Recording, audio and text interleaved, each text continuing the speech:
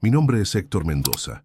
Tengo 74 años y vivo aquí en San Miguel de Allende, en el interior de Guanajuato.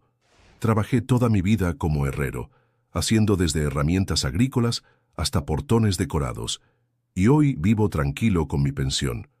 Bueno, tranquilo es un decir, porque después de lo que pasó, la paz tardó mucho en volver a mi corazón. Caramba, cuando uno cree que conoce a alguien como la palma de su mano, y de repente descubre que no conocía nada. Eso fue lo que me pasó después de 40 años casado con la misma mujer.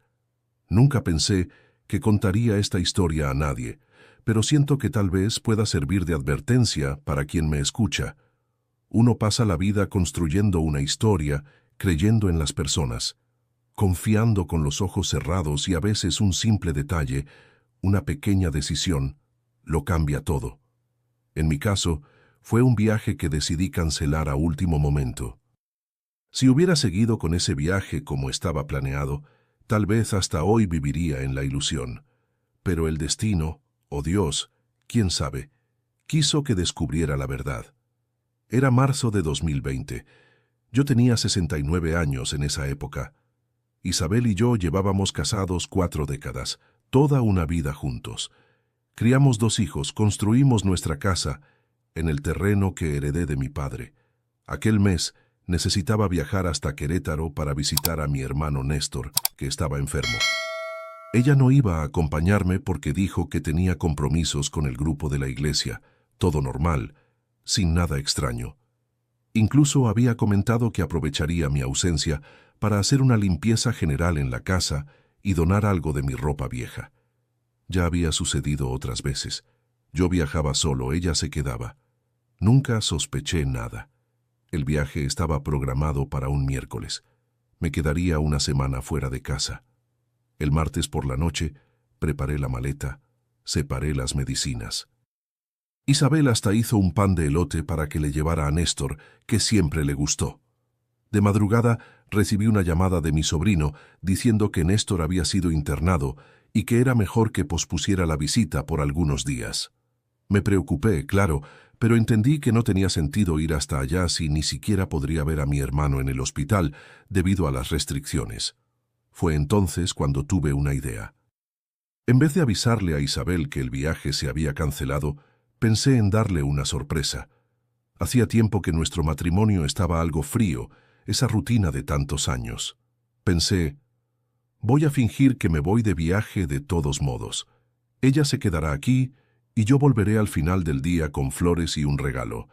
Prepararé una cena especial con un buen vino. Creí que sería romántico. Qué idea más tonta para un viejo de 69 años, ¿verdad? Pero en ese momento me pareció una idea excelente. Lo que no sabía es que aquella decisión cambiaría todo, pero todo en mi vida. Y no fue para bien, no fue para el lado que uno nunca espera, ese que uno ni imagina que existe. A veces uno vive toda una vida al lado de una persona y cree que sabe todo sobre ella. Pero hay cosas, mi gente, que solo Dios sabe realmente. Si te está gustando mi historia, deja un like para alegrar el corazón de este viejo de 74 años. Suscríbete al canal para no perderte mis próximas historias de vida y cuéntame en los comentarios desde dónde estás viendo este video y qué hora es allí ahora. Me hace muy feliz saber desde qué rincón de Latinoamérica y en qué momento del día me están escuchando. Nací aquí mismo en San Miguel de Allende en 1951, cuando todo esto era muy diferente de lo que es hoy. Mi padre, don Ramiro Mendoza, era dueño de una pequeña propiedad donde cultivaba maíz, como casi todos en esta región.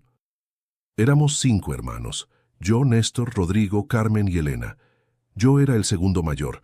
Nuestra casa era sencilla, de adobe, con un fogón de leña que permanecía encendido todo el día en invierno para espantar el frío que hacía por aquí. Caray, cómo era de frío. La escarcha lo blanqueaba todo temprano en la mañana y salíamos con los pies entumecidos para ayudar en las labores. La vida no era fácil, pero era buena. Mi madre, doña Soledad, hacía los mejores frijoles charros con costilla que jamás he probado en mi vida. También preparaba esos tradicionales tacos al pastor de domingo, con tortillas hechas a mano, y esa salsa picante que solo aquí en México tenemos.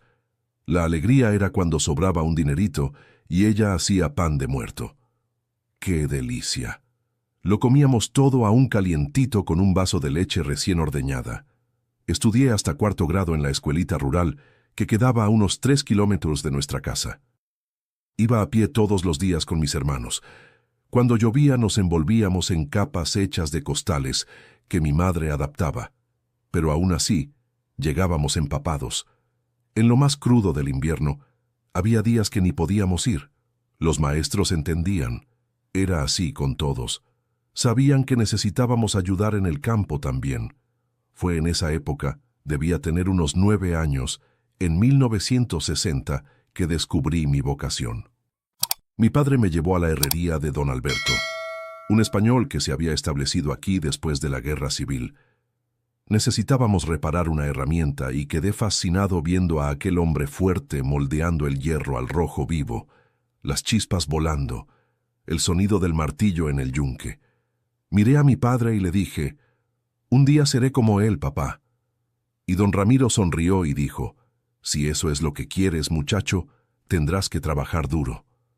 Y trabajé, vaya que sí. Cuando cumplí 14 años, en 1965, comencé a trabajar como ayudante de don Alberto, después de la escuela y los fines de semana. Al principio, solo limpiaba el taller, abastecía la fragua con carbón, organizaba las herramientas. Pero el viejo español me fue enseñando poco a poco. No tenía hijos varones, solo 2 muchachas, y creo que vio en mí a alguien a quien transmitir su conocimiento. Héctor, tienes que entender que el hierro es como la gente. Tiene temperamento. Hay momentos en que está más maleable. Hay momentos en que está más duro. Tienes que saber el momento exacto para trabajar con él. Decía con ese acento marcado. Recuerdo que en las fiestas patronales de San Miguel, don Alberto siempre me invitaba a comer en su casa. La mesa quedaba repleta de cochinita pibil, chiles en nogada, pozole, tortillas de harina y pan dulce de diversos sabores. Su esposa, doña Mercedes, me trataba como a un hijo. Habían venido de una región llamada Asturias, en España, y trajeron todas sus costumbres.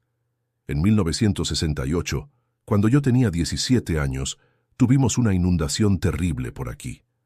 El río Laja se desbordó y mucha gente lo perdió todo. Nuestra casa, por suerte, quedaba en una parte más alta, pero la herrería de don Alberto quedó toda inundada. Pasé 2 semanas ayudándole a recuperar lo que se podía. Muchas herramientas se oxidaron. El horno de la fragua tuvo que ser reconstruido. Fue triste, pero también fue cuando él me dijo, «Héctor, ya no eres más un aprendiz, eres mi socio». Fue uno de los días más felices de mi vida. Con 18 años, en 1969, ya había aprendido casi todo lo que don Alberto podía enseñarme. Comencé a hacer mis propias piezas, cuchillos, herramientas agrícolas, bisagras decoradas. La gente del pueblo empezó a buscarme directamente. «Quiero que el muchacho de Mendoza lo haga», decían. Eso dejaba a don Alberto orgulloso, no celoso. «Así es como debe ser», decía. Fue en esa época también cuando comenzó a crecer el cultivo de agave para tequila en nuestra región. El cultivo exigía herramientas específicas y comenzamos a especializarnos en eso.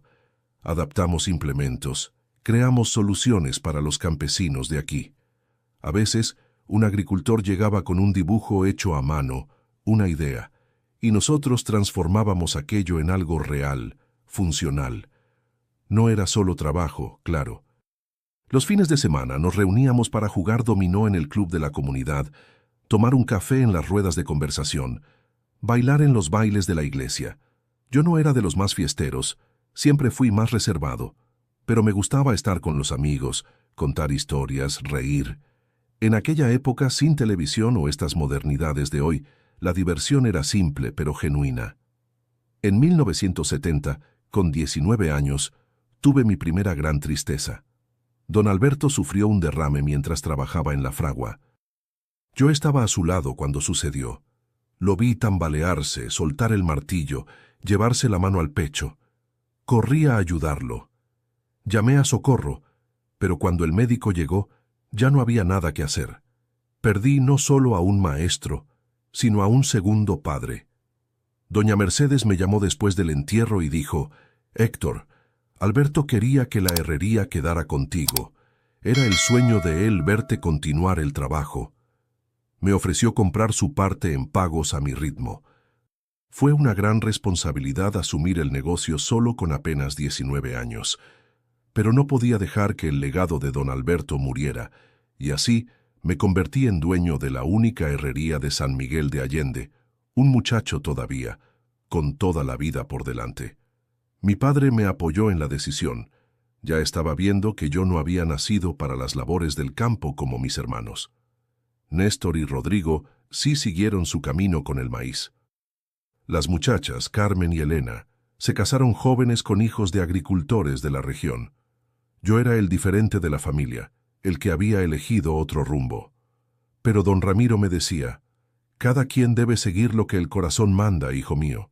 Y tú siempre tuviste el corazón caliente como el fuego de la fragua». Fue en 1972, con 21 años, que conocí a Isabel. Había venido de Querétaro para trabajar como maestra en nuestra escuela municipal. En aquella época, San Miguel estaba creciendo. Las familias se establecían y se necesitaban más maestros. Isabel llegó para dar clases en primaria. Era una muchacha bonita, de cabello oscuro y largo, ojos castaños y una manera delicada de hablar que me llamó la atención desde el primer día que la vi. Recuerdo como si fuera hoy.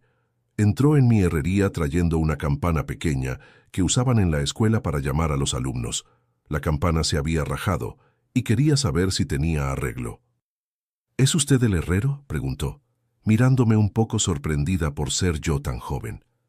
«Sí, soy yo mismo, Héctor», respondí. «No tienes que llamarme de usted, que no soy tan viejo», bromeé, y ella soltó una risa que me dejó con el corazón calientito. Reparé la campana con esmero y cuando volvió a buscarla, la invité a tomar un café en la fonda de don Jaime, que quedaba allí en la esquina. Era el punto de encuentro de todos en San Miguel. Servían el mejor café de olla de la región, con ese pan dulce, tortillas de maíz calientitas y mermelada de naranja que solo aquí en México se encuentra. Ella aceptó, y fue la primera de muchas conversaciones que tuvimos. Isabel era diferente a las muchachas de aquí. Había estudiado en la ciudad grande, era formada, hablaba de libros y cosas que yo, con mi educación simple, apenas conocía, pero ella nunca me hizo sentir menos por eso. Al contrario, se interesaba por mi trabajo, preguntaba cómo hacía cada pieza, quería saber la historia de don Alberto y cómo había aprendido el oficio. Comenzamos a salir en abril de aquel año y al principio fue complicado. Sus padres allá en Querétaro no veían con buenos ojos que su hija educada saliera con un herrero de pueblo pequeño. Pero Isabel siempre fue decidida. «Tendrán que aceptarlo porque te elegí a ti», me decía. Y con el tiempo, cuando me conocieron mejor, los viejos acabaron cediendo. Vieron que, a pesar de no tener muchos estudios, era trabajador y honesto. El noviazgo duró 2 años. Fueron tiempos buenos de descubrimientos y sueños. Paseábamos de la mano por el pueblo e íbamos a los bailes de la comunidad. Participábamos en las fiestas tradicionales como la del Señor de la Conquista, donde había competencias de charros, bailes típicos y mucha cerveza. En las posadas navideñas de la escuela donde ella daba clase, yo siempre ayudaba a montar los puestos, y todos ya sabían que éramos pareja. En 1974, con 23 años, le pedí matrimonio a Isabel. Compré un anillo sencillo, lo mejor que mi dinero podía pagar en esa época, y la llevé hasta el Parque Juárez, un lugar bonito aquí cerca de San Miguel. Era otoño, las hojas todas amarillentas, el tiempo fresco, pero con un sol agradable. Me arrodillé allí mismo junto a la fuente y le pregunté si quería ser mi esposa. Ella lloró, me abrazó y dijo que sí.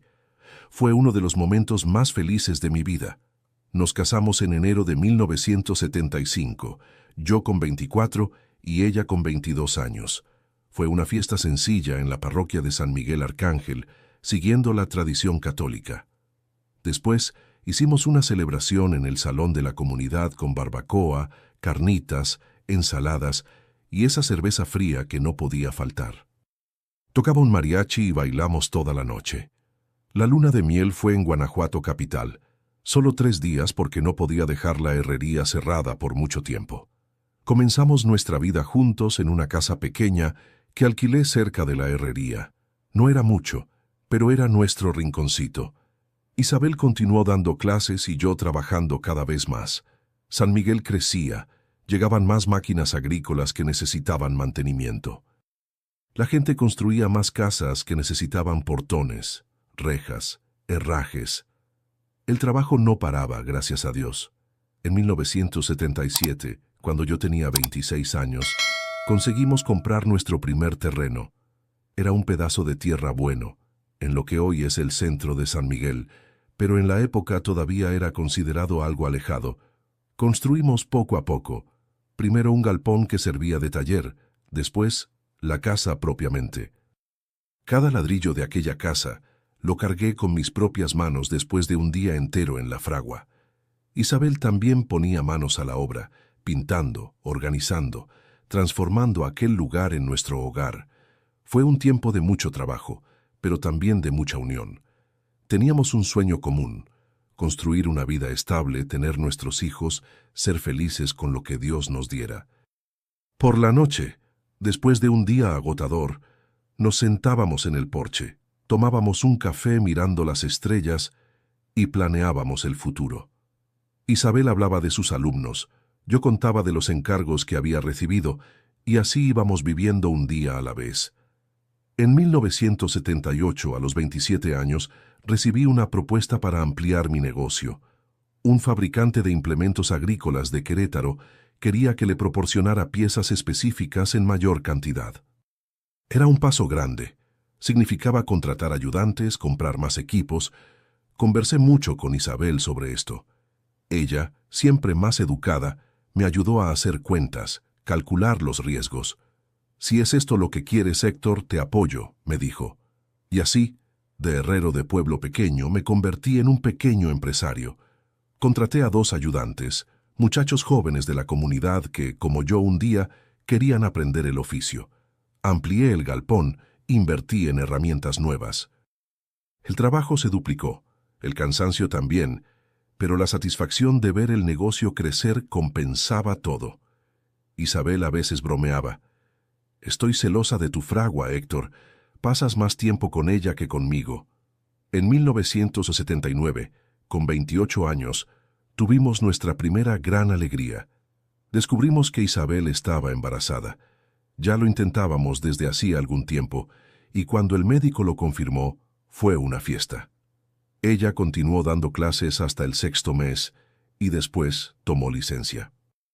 Preparamos todo con tanto cariño. Yo mismo hice la cuna, toda en madera de mezquite con detalles en hierro forjado. Isabel tejió ropita, sábanas, organizó el cuartito. Nuestro primer hijo, Leonardo, nació en mayo de 1980, cuando yo tenía 29 años. Un muchacho fuerte, sano, de mejillas rosadas, como las manzanas que cosechábamos en el huerto detrás de nuestra casa. Recuerdo su primer llanto, la emoción de sostener a ese ser tan pequeño en mis brazos callosos de herrero. «Cuídalo bien», dijo Isabel, exhausta pero feliz, en la cama del hospital en Querétaro, donde tuvimos que ir, porque aquí en San Miguel no había maternidad en esa época. La vida cambió completamente con la llegada de Leonardo. Isabel estuvo un tiempo sin trabajar para cuidarlo, y yo me desdoblaba en la herrería para compensar el ingreso que faltaba. Pero nunca me quejé. Cada sonrisa de mi hijo, cada descubrimiento suyo, valía todo el esfuerzo. Llegaba a casa cansado, pero siempre tenía energía para jugar con él, bañarlo, contarle cuentos. Isabel decía que yo era un padre consentidor, y lo era, vaya que sí. 3 años después, en 1983, cuando yo tenía 32 años, vino nuestra segunda alegría. Isabel se embarazó de nuevo. Esta vez fue más tranquilo. Ya teníamos experiencia, sabíamos qué esperar. Leonardo, con sus 3 añitos, no entendía bien lo que era tener un hermanito. pero fuimos preparándolo poco a poco. Vas a ser el hermano mayor, tendrás que cuidarlo y enseñarle, le explicaba. Él se sentía todo orgulloso.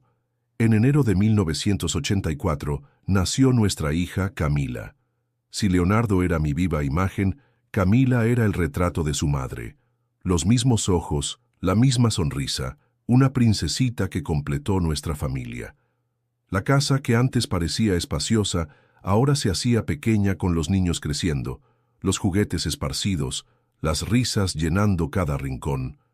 Pero era un desorden bueno, un desorden de felicidad. Los años 80 fueron de estabilidad para nosotros. El negocio iba bien, la herrería tenía fama en toda la región. A veces llegaban encargos hasta de la Ciudad de México, piezas especiales que solo yo sabía hacer de la manera correcta. Isabel volvió a dar clases cuando Camila cumplió 2 años y encontramos a una señora de confianza, doña Lupita, que cuidaba de los niños mientras estábamos trabajando. Era una vida simple, pero completa. Al menos eso creía yo en esa época. Los años 90 llegaron y con ellos muchos cambios en el país, pero nuestra vida en San Miguel seguía en un ritmo tranquilo y estable.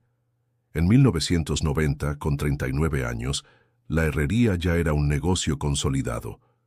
Tenía 5 empleados, todos entrenados por mí, y comenzamos a fabricar portones decorativos que se vendían incluso fuera del estado. Leonardo, con 10 años, ya le gustaba quedarse conmigo en el taller después de la escuela, aprendiendo poco a poco como yo había aprendido con don Alberto. Camila, con 6 años, era más apegada a Isabel, siempre con libros, cuadernos, una inteligencia que impresionaba a los maestros.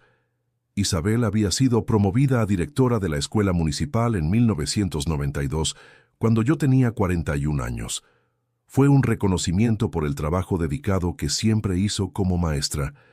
Me sentía orgulloso de ella, de nuestra vida juntos, de lo que habíamos construido. Nuestra casa ya estaba completamente terminada, con un jardín bonito, que Isabel cuidaba los fines de semana, un huerto en la parte de atrás con naranjas, limones e incluso una parra que daba para hacer vino casero. Nada muy sofisticado, pero confortable, acogedor, nuestro. Las tradiciones seguían fuertes en nuestra familia. Los domingos, la casa se llenaba con la visita de mis hermanos y sus hijos. Yo asaba carne en un fogón que construí especialmente para eso, mientras las mujeres preparaban el guacamole, las tortillas y ese arroz a la mexicana que solo aquí sabemos hacer bien. Los niños jugaban en el patio y nosotros, los mayores, tomábamos café, conversábamos sobre la vida, contábamos historias antiguas que los chicos ya conocían de memoria, pero siempre pedían escuchar de nuevo. En 1995, cuando tenía 44 años, ocurrió una gran inundación en nuestra región, peor que la del 68. El río Laja subió tanto que inundó partes del pueblo que nunca habían sido afectadas antes. Nuestra casa, por suerte, quedó a salvo, pero la herrería, que quedaba más abajo, fue inundada. Perdimos máquinas, materiales, trabajos terminados que estaban esperando ser entregados. Fue un golpe duro, pero la comunidad se unió. Los empleados, los vecinos, todos ayudaron en la limpieza y recuperación. Fue ahí cuando vi el valor de haber construido buenas relaciones a lo largo de la vida. Isabel fue incansable en ese periodo. Organizó colectas en la escuela, consiguió donaciones, se desdobló entre su trabajo y ayudarme a reconstruir el negocio. Los hijos también hicieron su parte. Leonardo, con 15 años, trabajó a mi lado como un hombre hecho y derecho, y Camila, con 11, ayudaba a su madre con las listas de donaciones y lo que fuera necesario. Aquella tragedia, por más difícil que haya sido, acabó acercando aún más a nuestra familia. En 1996, conseguimos no solo recuperar lo que habíamos perdido, sino mejorar. Construí la herrería en un lugar más alto. Ampliamos el espacio, compramos equipos más modernos. El negocio creció tanto que necesité contratar a 2 empleados más. Yo ya no trabajaba tanto en la fragua como antes. Me había convertido más en un administrador, pero todavía hacía cuestión de tomar el martillo de vez en cuando principalmente cuando aparecía algún trabajo más delicado o artístico. Era lo que más me gustaba. El tiempo iba pasando y los hijos creciendo. Leonardo terminó la preparatoria en 1998, cuando yo tenía 47 años, y decidió que quería seguir en el ramo de la metalurgia. «Papá, quiero estudiar ingeniería mecánica», me dijo. Fue un orgullo tan grande. Mi padre apenas había podido darme la primaria y yo estaba pudiendo mandar a mi hijo a la universidad en la Ciudad de México. Camila todavía estaba en secundaria, pero ya demostraba interés por la literatura y la historia, saliendo a su madre. En el cambio al año 2000, con 49 años, nuestra vida parecía perfecta. Isabel y yo cumplimos 25 años de matrimonio e hicimos una bonita fiesta para renovar los votos. Ella estaba preciosa ese día, con un vestido azul claro que resaltaba sus ojos. Nuestros hijos, los parientes, los amigos que hicimos a lo largo de la vida, todos estaban allí para celebrar con nosotros. Recuerdo mirar alrededor durante la fiesta y pensar, lo logramos, todo lo que soñamos hace tanto tiempo está aquí. En 2002, cuando tenía 51 años, Leonardo se graduó y volvió a San Miguel. Había recibido propuestas para trabajar en grandes empresas en la Ciudad de México, pero eligió volver y trabajar conmigo. «Quiero modernizar la empresa, papá. Hay muchas cosas que aprendí, que pueden ayudarnos a crecer aún más», me dijo con ese entusiasmo de joven recién graduado. Y fue lo que hicimos. Su conocimiento de ingeniería, sumado a mi experiencia práctica, dio un nuevo impulso al negocio. Camila, por su parte, eligió otro camino. En 2003, con 19 años, aprobó el examen para estudiar letras en la Universidad de Querétaro. Iba y volvía todos los días en autobús. Era agotador, pero no quería salir de casa. «Prefiero la tranquilidad de San Miguel que el ajetreo de la ciudad grande», decía. Isabel la ayudaba con los trabajos de la facultad, revisaba los textos, discutía los libros que Camila tenía que leer. Era bonito ver a las dos juntas, tan parecidas en su manera de hablar, de pensar. Nuestra rutina en esa época era tranquila. Yo salía temprano para la herrería, que ahora llamábamos Metalúrgica Mendoza. Isabel para la escuela, los hijos para sus respectivos compromisos. Nos encontrábamos por la noche para la cena, siempre juntos a la mesa, contando cómo había sido el día. Los fines de semana, a veces íbamos a pescar al estanque de don Roberto, un vecino que tenía una propiedad bonita con un lugar para pescar. Otras veces íbamos hasta Querétaro a ver una película en el cine o cenar fuera para variar.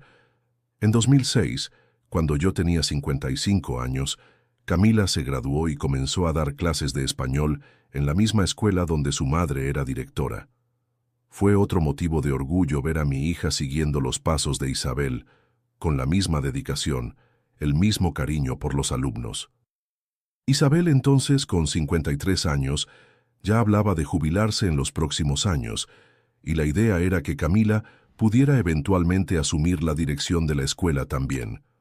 Ese mismo año, Leonardo, con 26 años, conoció a Mariana, una chica de San Luis Potosí que había venido a trabajar en el banco aquí en San Miguel. Comenzaron a salir y pronto vimos que era algo serio. Él siempre la traía a las comidas del domingo, y ella se integró bien a la familia. Le gustaba ayudar en la cocina. Aprendió a hacer las comidas típicas de aquí que a él le gustaban. Se llevaba bien con Isabel y Camila. En 2008 se casaron. Una bonita fiesta en el salón de la comunidad, como había sido la nuestra décadas atrás. La vida seguía su curso natural. En 2010, con 59 años, me convertí en abuelo por primera vez.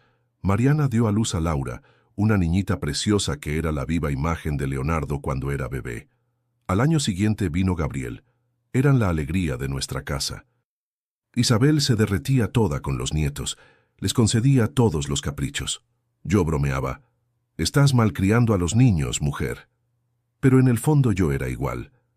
Había hecho una casita de muñecas toda en madera y hierro para Laura y un caballito de balancín para Gabriel. La vejez llegaba mansamente con estas pequeñas alegrías. Camila también encontró su pareja. En 2012, cuando yo tenía 61 años, comenzó a salir con Ricardo, un profesor de matemáticas que vino de León para dar clases en San Miguel. Era un muchacho serio, estudioso, de buena familia. Al principio lo encontré demasiado reservado, diferente a nuestro modo expansivo aquí en el interior, pero con el tiempo fui viendo que era una buena persona, que realmente quería a mi hija.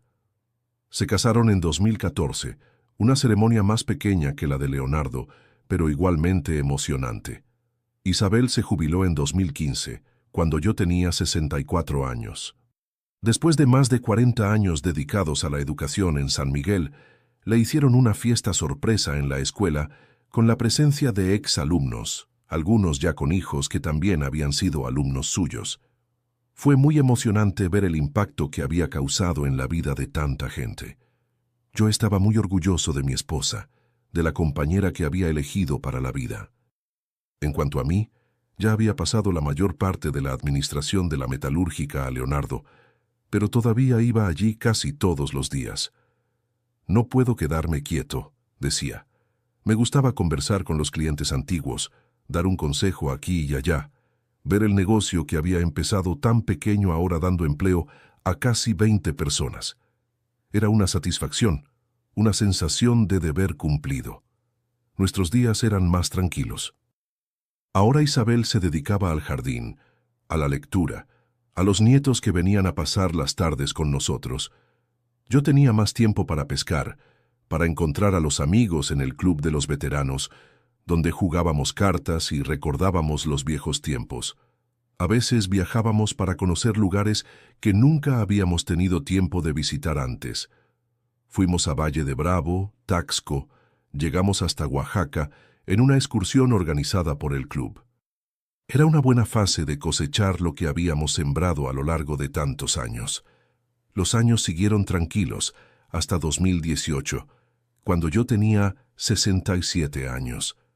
Fue en ese año que comencé a notar algunos cambios sutiles en Isabel.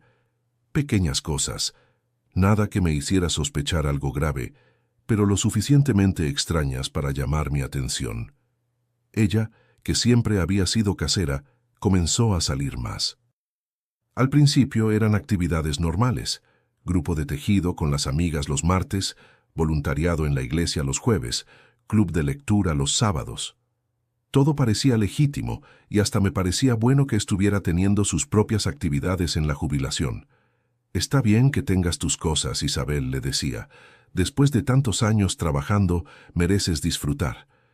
Y ella sonreía, me daba un beso en la frente y decía, es bueno tener en qué ocupar la mente, Héctor. Uno no puede quedarse quieto esperando que pase el tiempo. Pero poco a poco, comenzaron a aparecer cosas que no cuadraban. Una vez dijo que iba al club de lectura, y cuando comenté al día siguiente con doña Consuelo, nuestra vecina, que también participaba en el grupo, ella pareció confundida. Pero no hubo reunión ayer, don Héctor. Se canceló porque doña Teresa, que iba a presentar el libro, se enfermó. Cuando le pregunté a Isabel sobre esto, cambió de tema. Dijo que yo debía haber entendido mal el día. En otra ocasión, llegó a casa con un vestido nuevo, muy bonito, diferente al estilo que solía usar. Cuando la elogié, se sintió un poco incómoda, como si no quisiera llamar la atención sobre aquello. Las chicas de la iglesia me convencieron de comprarlo. Dijeron que estaba en oferta, explicó rápidamente, guardando el vestido en el fondo del armario. Noté también que comenzó a cuidar más su apariencia. No es que fuera descuidada antes, pero ahora iba más veces al salón de belleza.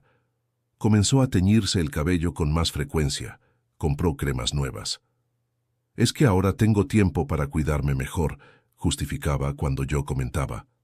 A finales de 2018, Isabel comenzó a tener un celular siempre cerca. Antes apenas usaba el aparato, lo dejaba tirado en cualquier rincón de la casa. A veces ni lo atendía cuando sonaba. Ahora el teléfono estaba siempre con ella. Incluso lo llevaba al baño cuando iba a ducharse. Una noche me desperté de madrugada y ella no estaba en la cama. La encontré en la cocina, a oscuras, mandando mensajes a alguien. Cuando le pregunté qué estaba haciendo, se asustó. Casi deja caer el celular. «Ay, Héctor, qué susto. Es Camila, tiene insomnio y estamos conversando». Al día siguiente, Casualmente le pregunté a nuestra hija si tenía problemas para dormir. Ella pareció confundida. No, papá. Estoy durmiendo como una piedra. ¿Por qué? No le conté sobre la conversación nocturna de su madre. No quería crear problemas, ni parecer un viejo paranoico. Tal vez hubiera sido solo un malentendido, pero las pequeñas inconsistencias se fueron acumulando.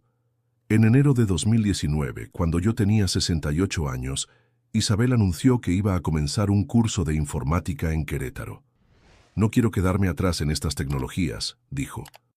El curso sería 2 veces por semana, martes y jueves por la tarde. Me pareció razonable. Hasta me ofrecía llevarla a la terminal de autobuses los días de clase, solo que después de algunas semanas recibí una llamada de Joaquín, un viejo amigo que vive en Querétaro. Me había visto en la terminal y llamó para que tomáramos un café. Durante la conversación, comenté que estaba esperando a Isabel, que estaba en el curso de informática. ¿Qué curso es ese? Mi Dolores hizo todos los cursos para la tercera edad aquí en la ciudad y nunca mencionó ninguno de informática. Extrañó. Aquello quedó martilleando en mi cabeza. Cuando Isabel volvió, le pregunté detalles sobre el curso. ¿Dónde era exactamente? ¿Quién más participaba? ¿Qué estaban aprendiendo? Ella respondió todo sin vacilar, pero había algo en su mirada que no me convencía. Aquella noche, mientras dormía, tomé su bolso y busqué algún material del tal curso. No encontré nada, ni apuntes ni notas, nada que indicara que realmente estaba estudiando informática. La semana siguiente, inventé un dolor de espalda y dije que no podría llevarla a la terminal. No hay problema, respondió prontamente. Puedo tomar el autobús aquí en la esquina. Después que salió, tomé una decisión que nunca pensé que tomaría. Resolví seguirla. Pedí a Marcos, un empleado de confianza de la metalúrgica, que me llevara en coche. Mantuvimos distancia. La vimos entrar en el autobús para Querétaro. Seguimos el autobús hasta la terminal. En Querétaro, Isabel no tomó el camino de ninguna escuela o centro comunitario. En vez de eso, entró en un café en el centro de la ciudad. Desde dentro del coche, a una distancia segura, vi cuando un hombre se acercó a su mesa. Era un señor bien arreglado. Debía tener unos 65 años, cabello canoso, bien cortado, ropa elegante. Se saludaron con un beso en la mejilla, nada muy íntimo. Podría ser apenas un amigo. Se quedaron allí conversando por casi 2 horas y yo en el coche con Marcos, sintiendo mi corazón apretarse a cada minuto. ¿Quiere que vaya allá, don Héctor?, preguntó Marcos viendo mi aflicción. No, respondí. Vámonos, ya vi suficiente. Volvimos a San Miguel antes que Isabel pudiera vernos. Durante todo el camino de vuelta me quedé callado, digiriendo lo que acababa de presenciar. No había visto nada explícitamente romántico. Podría ser apenas un encuentro inocente con un amigo. ¿Pero por qué mentir sobre el curso? Entonces, cuando ella volvió a casa, actué normalmente, como si nada hubiera ocurrido. Pregunté sobre el curso y ella contó la misma historia de siempre, con detalles sobre lo que habrían aprendido aquel día. La mentira salía tan naturalmente que me dejó aún más confundido. ¿Estaría exagerando? ¿Sería aquel hombre realmente alguien del curso y habían salido apenas para un café? En las semanas siguientes estuve más atento, observando cada movimiento de ella. Noté que en los días del curso volvía con un brillo diferente en los ojos, más animada. A veces traía pequeños regalos para mí, como compensando algo. Vi esto en la vitrina y me acordé de ti, decía, entregándome una herramienta nueva o un dulce que me gustaba. En marzo de 2019, Isabel me sorprendió con un anuncio. Voy a comenzar a formar parte de un grupo de turismo de la tercera edad. Organizan viajes cortos a ciudades aquí de la región. El primero será a Valle de Bravo el mes que viene. Era algo nuevo. Ella nunca había demostrado mucho interés en viajar sin mí antes. Cuando pregunté si podría ir con ella, explicó que era un grupo solo de mujeres, cosa de señoras, como lo puso. El tal viaje a Valle de Bravo duró 3 días. Hablamos por teléfono algunas veces. Mandó fotos de los puntos turísticos, todo pareciendo normal, pero cuando volvió, noté que tenía un collar nuevo, una pieza delicada que no estaba en las fotos que me había enviado. Me lo regalaron las amigas del grupo, explicó cuando noté la joya. Al mes siguiente, mayo de 2019, vino otro anuncio de viaje, esta vez para tequila, para un festival de tequila. Nuevamente era con el tal grupo de mujeres. Esta vez pedí el contacto de la organizadora. Quería tener certeza de que estaría bien. Isabel se mostró visiblemente incómoda con mi pedido, pero acabó dándome un nombre y un número. Llamé y una señora muy simpática confirmó la existencia del grupo y del viaje. Más tarde, descubrí que era una amiga de Isabel que había aceptado confirmar la historia en caso de que yo llamara. Los viajes con el grupo se volvieron regulares, uno cada 2 o 3 meses. A cada regreso, Isabel parecía más distante, como si una parte de ella se hubiera quedado en otro lugar. Nuestra relación, que siempre había sido cercana, a pesar de los años, comenzó a enfriarse. Conversábamos menos, raramente salíamos juntos e incluso nuestra intimidad había disminuido considerablemente. En septiembre de 2019, encontré por casualidad un extracto de su tarjeta de crédito. Había gastos en un hotel en Celaya en un fin de semana que ella debería estar en casa. La confronté con esto y dijo que había sido un error de la operadora de la tarjeta, que ya había pedido la corrección. Acepté la explicación más por comodidad que por creer realmente. A finales de 2019, nuestro hijo Leonardo notó el cambio entre nosotros. ¿Está todo bien entre ustedes?, me preguntó un día cuando estábamos solos en la metalúrgica. Mentí, dije que sí, que era apenas el cansancio de la edad. No quería involucrar a los hijos en mis sospechas, principalmente porque no tenía certeza de nada. Eran apenas indicios, comportamientos extraños, nada concreto. La Navidad de aquel año fue extraña. Estábamos todos reunidos, nosotros, los hijos, los nietos, pero había una tensión en el aire que nunca había existido antes. Isabel estaba presente físicamente, pero su mente parecía lejos. Tomaba el celular a cada momento, sonreía a la pantalla como si tuviera un secreto particular. Nuestros hijos intercambiaban miradas preocupadas, percibiendo que algo no estaba bien entre los padres. Entré en 2020 con un peso en el corazón, una incertidumbre que me corroía por dentro.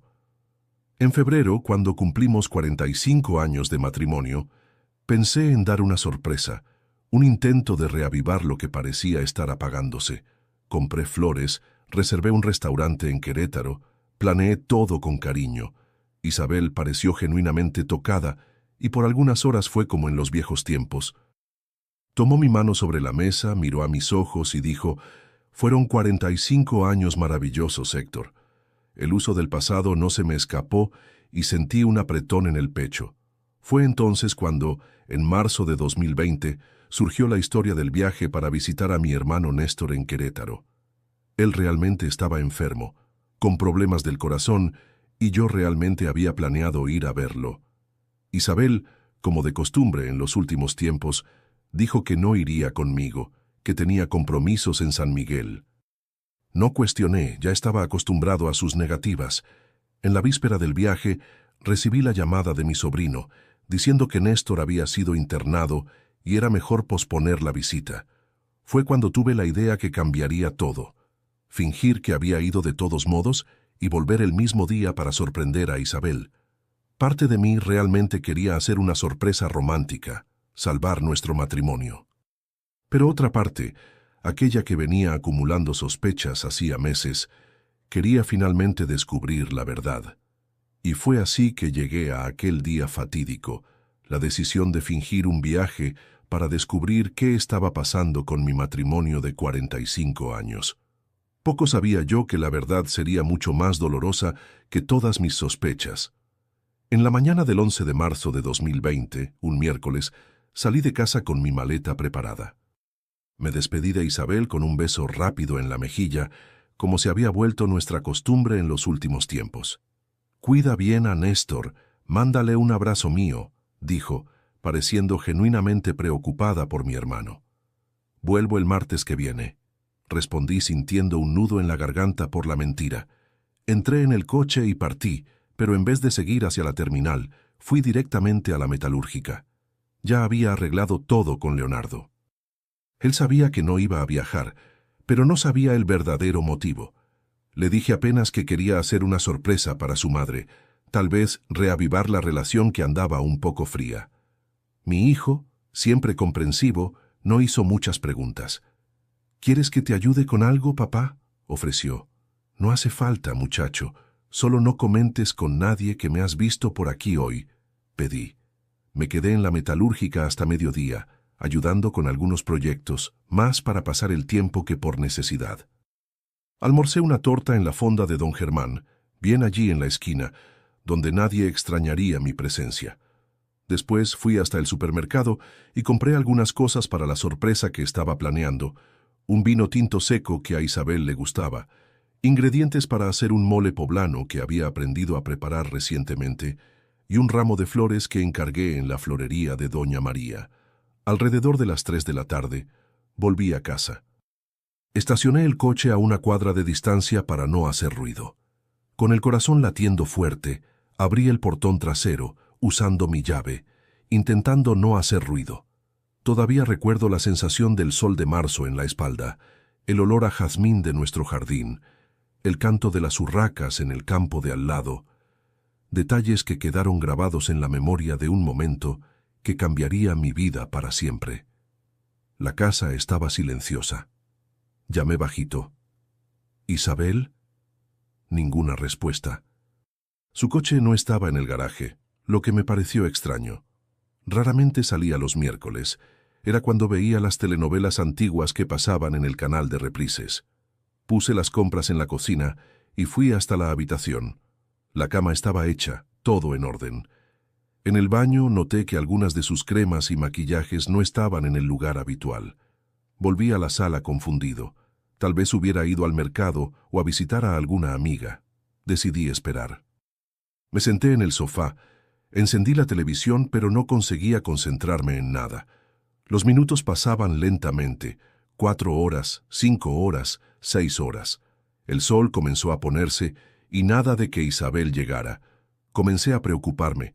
¿Y si le hubiera pasado algo? Tomé el teléfono y llamé a su celular. Fue directo al buzón de voz.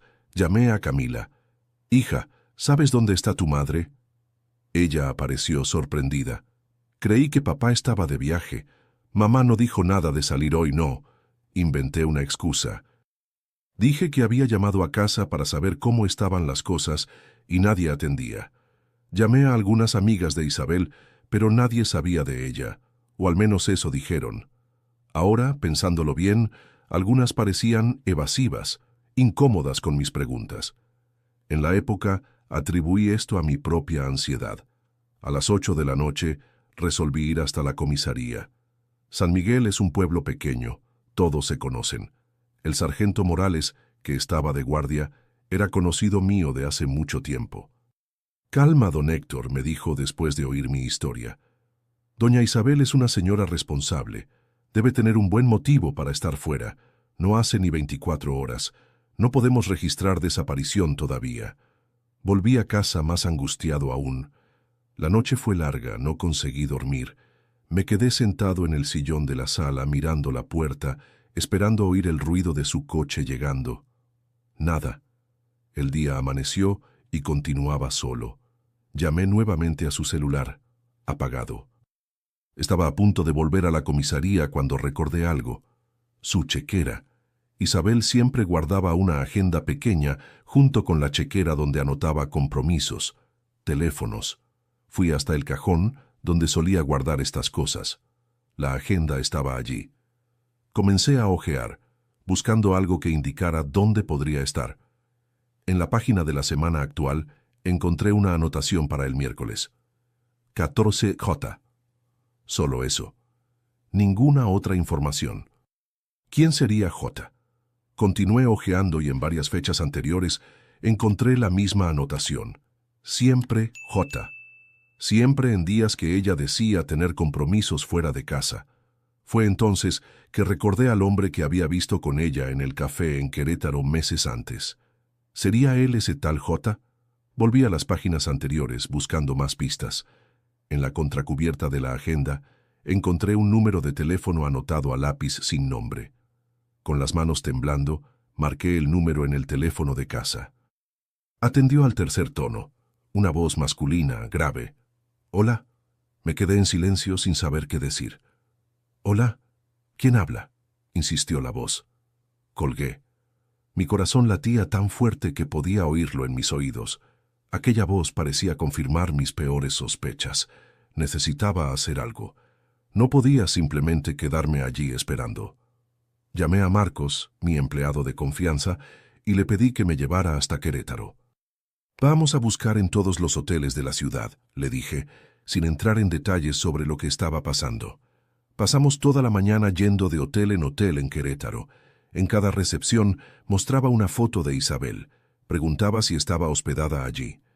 En algunos lugares percibía miradas de reconocimiento, pero todos negaban tener cualquier registro de ella. Fue en el 10º hotel, un establecimiento discreto en la zona norte de la ciudad, que tuve la primera pista concreta. La recepcionista, una chica joven, vaciló al ver la foto. «¿Se registró como Isabel Mendoza?», preguntó consultando la computadora. «Sí», respondí sintiendo un nudo en el estómago. «No, no tenemos a nadie con ese nombre», dijo después de algunos segundos, pero su mirada denunciaba algo. «Por favor», insistí. «Es mi esposa. Estoy preocupado. Si sabe algo, dígame». La chica miró a los lados como si verificara si no estaba siendo observada. «Hay una señora parecida a ella, pero está registrada como Isabel López. Llegó ayer con un señor, habitación 214. López, el apellido de soltera de ella que no usaba hacía más de 40 años. ¿Está allí ahora?», pregunté con la voz entrecortada. La recepcionista negó con la cabeza. «Salieron temprano, pero dejaron la llave, así que deben volver». Agradecí a la chica y salí del hotel con Marcos. «¿Está bien, don Héctor?», preguntó preocupado por mi palidez. «No, no estoy bien», respondí honestamente, «pero necesito resolver esto. Puedes dejarme aquí y volver a San Miguel. Cualquier cosa te llamo». Después que Marcos partió, crucé la calle y entré en un café desde donde podía observar la entrada del hotel. Pedí un café negro que quedó frente a mí mientras mantenía los ojos fijos en la puerta del establecimiento. El tiempo pasaba lentamente, mediodía, 1 hora, 2 horas. A las 3:30 de la tarde, vi un coche estacionar frente al hotel. Era el coche de Isabel. Mi corazón se detuvo por un instante al verla bajar del lado del pasajero, sonriendo, pareciendo más joven y feliz de lo que la había visto en años.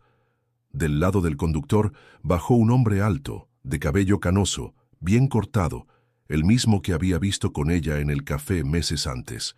Él puso el brazo alrededor de su cintura, con una intimidad que solo puede venir de mucho tiempo de convivencia, y juntos entraron en el hotel. Me quedé paralizado, incapaz de moverme.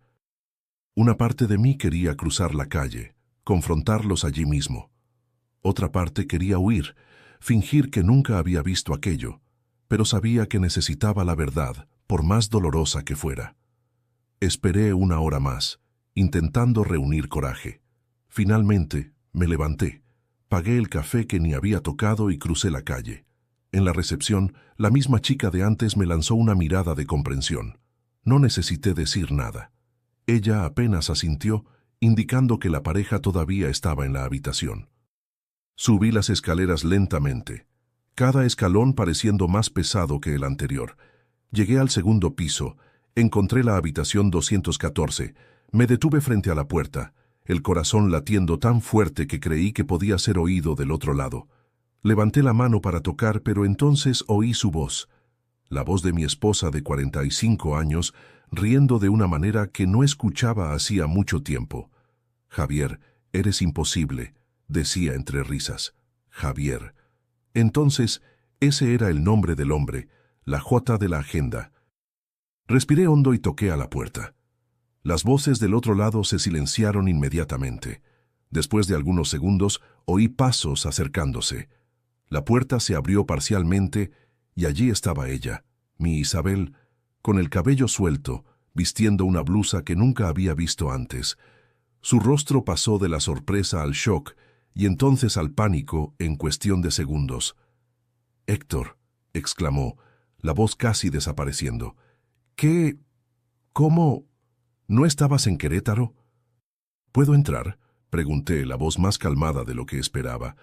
Ella vaciló, miró hacia atrás, después abrió más la puerta.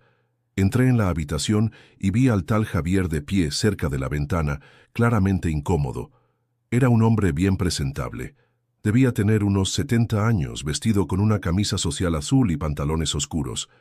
«Entonces es esto», dije, mirando de uno a otro. Todo este tiempo, todos estos viajes, estos cursos, era todo mentira. Isabel comenzó a llorar. «Héctor, ¿puedo explicar?» «No hace falta», interrumpí. «Creo que está bastante claro lo que está pasando aquí». El tal Javier dio un paso al frente. «Señor Mendoza, sé que esto parece terrible, pero...» «Usted no me debe explicación ninguna», corté. Ni sabía de mi existencia, por lo visto. Fue cuando noté algo extraño en la mirada que intercambiaron. No era solo vergüenza o culpa. Había algo más allí, algo que no conseguía identificar inmediatamente. «¿Cómo así?», pregunté confuso. «¿Qué es lo que no me están contando?». Isabel se sentó en el borde de la cama, secando las lágrimas. «Héctor, este es Javier. Él es... Nos conocemos hace casi 3 años». «Eso ya lo entendí», respondí amargamente. «Lo que quiero saber es por qué me están mirando de esa manera tan extraña». Fue Javier quien respondió en voz baja. «Porque hasta hace algunas semanas yo creía que Isabel era viuda». El mundo pareció detenerse en ese instante. Sus palabras resonaban en mi cabeza sin hacer sentido completo. «¿Viuda?», repetí aturdido. Isabel levantó los ojos hacia mí, una mezcla de vergüenza y desafío en la mirada. «Sí, Héctor. Le dije a él y a todos aquí en Querétaro que era viuda, que mi marido, tú, había muerto hace 2 años». Fue como si el suelo hubiera desaparecido bajo mis pies. «¿Me mataste?», pregunté incrédulo. «¿Cómo así me mataste?». Ella suspiró profundamente. «Fue más fácil así. Conocí a Javier en un evento en Querétaro, poco después de jubilarme. Conversamos, él me invitó a tomar un café. Me gustó su